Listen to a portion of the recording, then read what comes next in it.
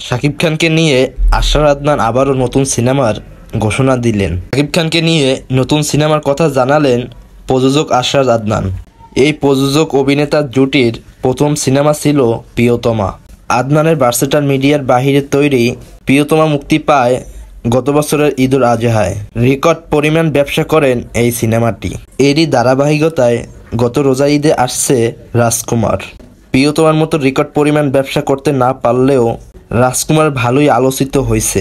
এবার শাকিবকে নিয়ে পরবর্তী সিনেমার কথা জানালেন প্রযোজক আশরার আদনান। গতকাল এক টিভি অনুষ্ঠানে আশরার আদনান জানিয়েছেন, শাকিবকে নিয়ে আরও 2টা নতুন সিনেমার পরিকল্পনা রয়েছে তার। একটি আগামী রোজার ঈদের মুক্তির জন্য বানানো হবে, অন্যটি পহেলা বৈশাখ সামনে রেখে বানানো হবে। প্রিয়তমা ও রাজকুমার পরিচালনা করছিলেন হিমেল আশরাফ, তবে এবার আসবে অন্য পরিচালক। সম্প্রতি জানা গেছে একটি সিনেমার নাম, তার নাম সাহেব। সিনেমাটি পরিচালনা করবেন লোকাল সিনেমার পরিচালক সাহিব চন্দন। তবে আরেকটি সিনেমা কে পরিচালনা করতেছেন সেটা এখনও জানা যায়নি।